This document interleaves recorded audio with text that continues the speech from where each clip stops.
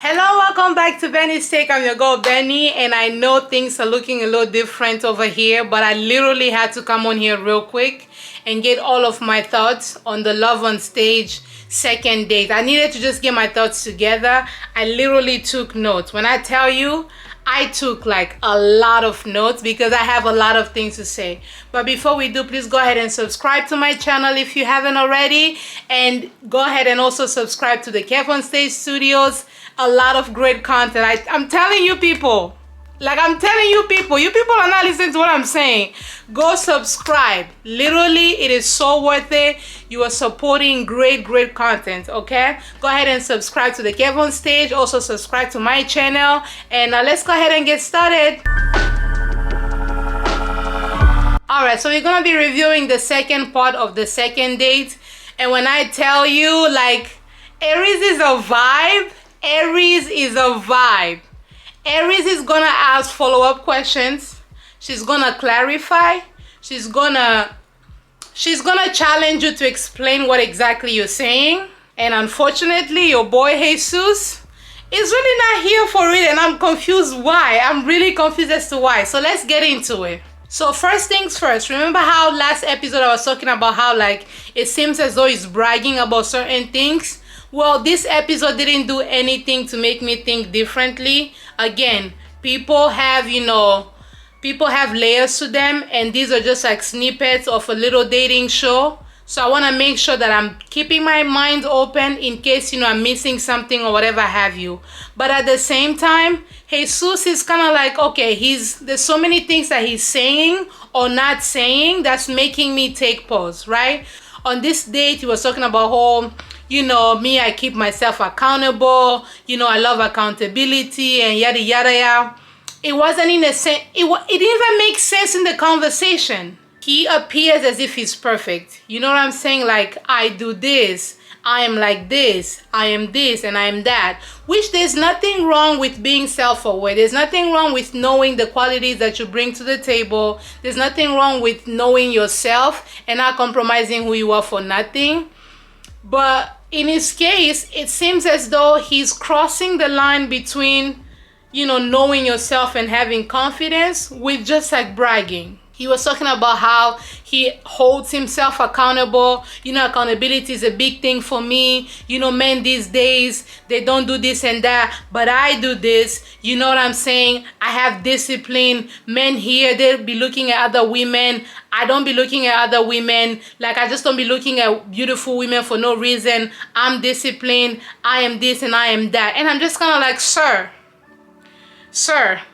where are you going with this? Usually to me, it feels as though if I have qualities that are good about me, yes, I want to acknowledge those qualities in myself, but it also feels nice to just let your actions lead so that the other person can be like, dang, this girl is really disciplined. Like, dang, this girl really, holds themselves accountable. This guy really holds himself accountable. Like, don't sing your praises too high. Like, and another thing that's making me take pause, it feels as though he's getting upset with her for asking him questions.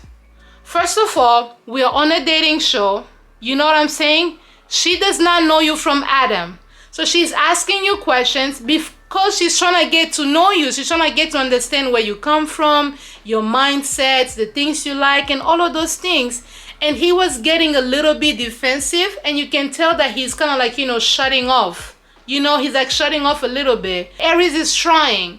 And I know some of y'all are thinking that I'm just, bragging about Aries because she's a woman and whatever have you, which is what I'm telling you. Go watch the show. Literally go watch the show. You will see exactly what I'm talking about. This woman is sitting here trying to get to know this man, and he's just over here just like, sir. He's getting upset at her for asking him questions like, oh, is this an interview? Oh, this is your podcast mindset coming up. This is not about a podcast. You guys are having a date. Of course, she's going to ask questions. And speaking of questions, he ended up asking her like, oh, when you say that you don't need a man, what led you to that conclusion? And I just want to pause and say this right here. A part of me is feeling like, although Aries is explaining it in a way that makes sense to at least me or to, anybody watching, I don't think he's hearing her, I feel like when she's saying, I don't need a man, he's translating it as if she's saying, I don't need you, I don't want you, or whatever have you. Like, he feels as though, it seems, let me not speak for him, it seems as though he's translating that as, she doesn't want a man, she doesn't need a man in her life, and whatever have you. Which, again, she explained, when I say I don't need a man, what I mean is that I do not want to settle just to say that I have somebody. But somehow, I don't know, maybe this is his trauma. I don't know if maybe he's having some issues that he has to deal with, but he's not taking it as such. He's somehow taking it as though, she's rejecting him, she's rejecting men in general, which she has explained at least 3 times that is not at all what she's saying. She just wants to make sure that she takes her time. I feel like he's contradicting himself, because earlier on in the episode, he was the one talking about how, like, I take my time. I'm not the one to just be like, I meet you today and then tomorrow I fall in love. Sir, that's exactly what she's saying too. You know what I'm saying? I don't want to rush nothing. I want to get to know you. I want to get to know literally anybody. And if we're compatible, yes, let's go forward, go on through. But if you're not the one for me, if I don't feel like we're compatible, I'm not gonna just date you just to say that we're dating. That's not, that's not what she's asking for. And I don't know why it's coming across to him. It seems as though it's coming across to him that she's rejecting him, that she doesn't want him. And I'm just kind of like, that's something that he's gonna have to work through, because she's saying one thing, he's interpreting it as something else. I don't know if that has to do with like his past, or like his childhood, or his trauma, or whatever have you. But what she's saying is not what, he's translating. I feel like he's kind of like, hung up on like her saying, I don't need a man, even though she's clarified and has explained exactly what she means by that. So that's just like, making me, take pause. And I still feel like, they're not a good match, not because he's a bad person or she's a bad person. I just feel like they're operating like, on 2 different levels. He had said something along the lines of, oh, I don't look at beautiful women because I'm disciplined. And then she asked, like, looking at beautiful women, is that a bad thing? And he was like, oh no, I just, I like to be disciplined. I don't like to be distracted, whatever have you. Which, again, there's nothing wrong with that. But a lot of his, statements, a lot of the things that he's trying to say are just, low-key not making as much sense. You're a single guy. You say you want a relationship. Why would you not look at beautiful women?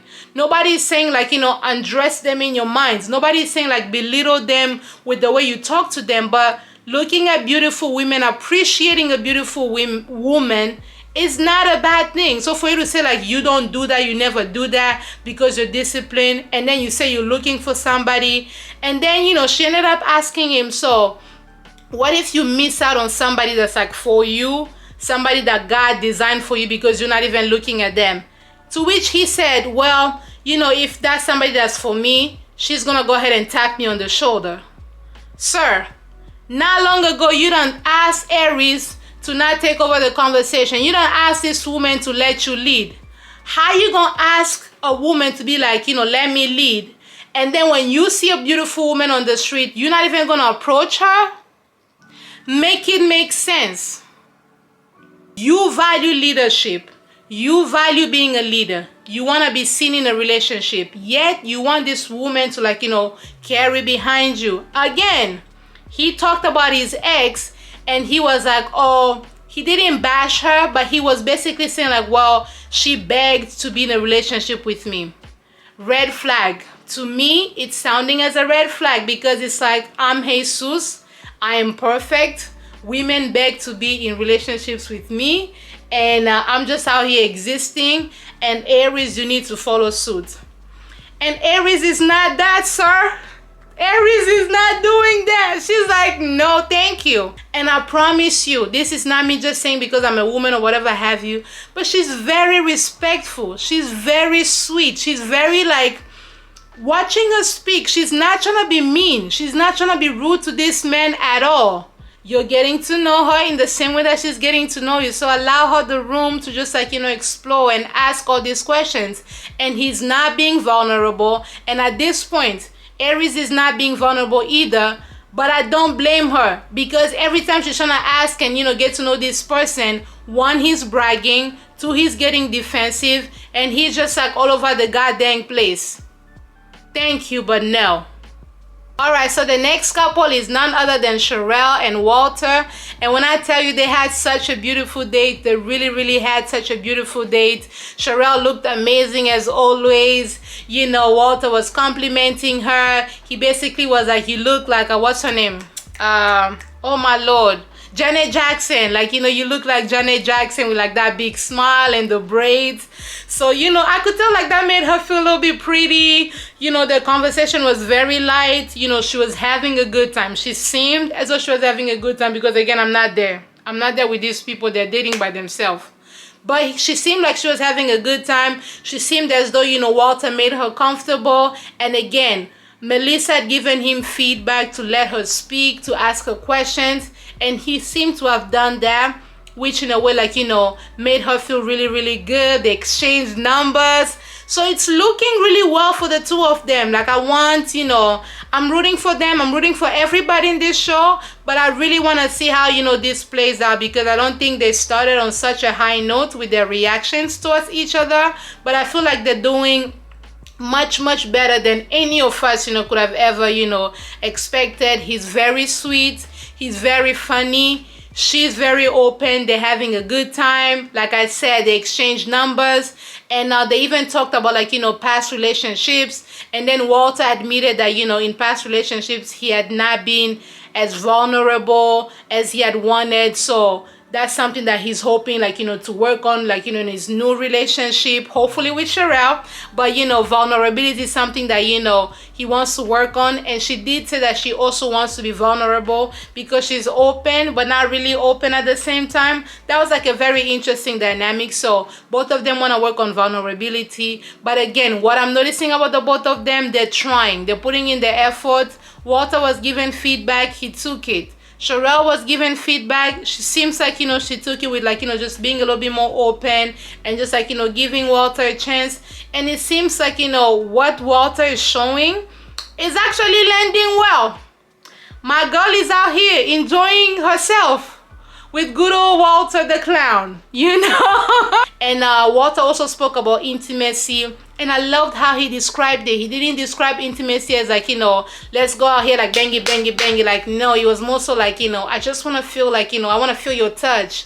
I want to feel like, I want to just like lay next to you and just like have that warmth and have that like, fuzzy feeling with you, which is like, it's very nice to describe, as intimacy, because intimacy does not even start in the bedroom. So let's just, put that out there. So I was really excited, and that's something I feel like she resonated with as well. So I'm here for them. Please go well, have babies, and if you're looking for a name, Benedict is a good name. If you're looking, I'm just saying. And it means blessing. Blessing will shower them. Blessing will shower your children. That's all I have to say.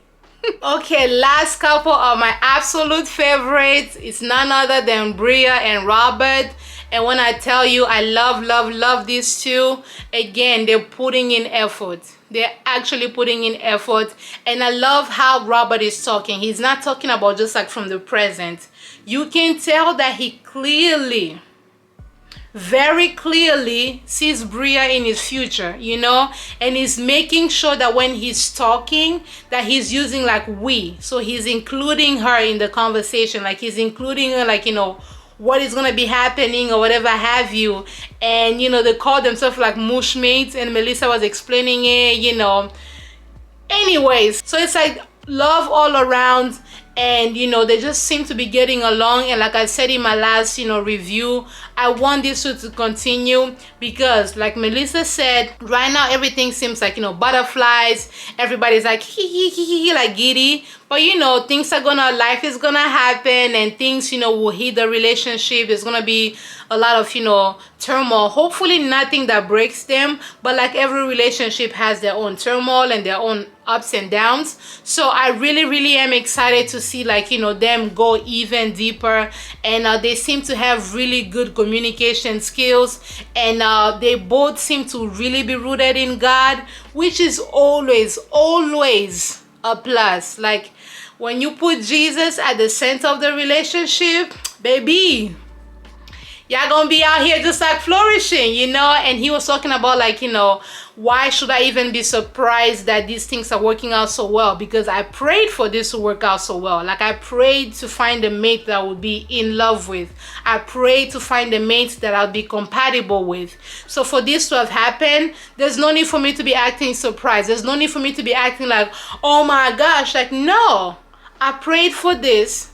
So I'm gonna, like, enjoy this. I'm gonna really put myself in the position and welcome all of these blessings, while at the same time working to maintain this relationship for the wonderful thing that I know it can be. And the great thing is that the feeling is mutual. Yes, Robert is the one that's, like, expressing it a little bit more, but you can tell Bria is just as invested. She's just here for it as much as he is, which is always a plus, because nothing sucks more than to be the one out here like, and then, it's not reciprocated. That's not their case. They both like each other. They both like each other, and they're both here for it. And me, I'm here. I'm here for it. I'm here for the love. I'm telling you, people, I'm always here for the love. All right, there you have it. Thank you so much for tuning in. Those were my thoughts. Let me know your thoughts down below. Am I bugging? Am I overthinking this? Just let me know what you think. And I'm so excited. If you like this video, please go ahead and give it a thumbs up. If you haven't already subscribed, you people will not kill my vibe. My vibe you will not kill. Go ahead and subscribe. Turn on the notification bell so that you always know when I upload. And I'm going to see you on the next one. Bye.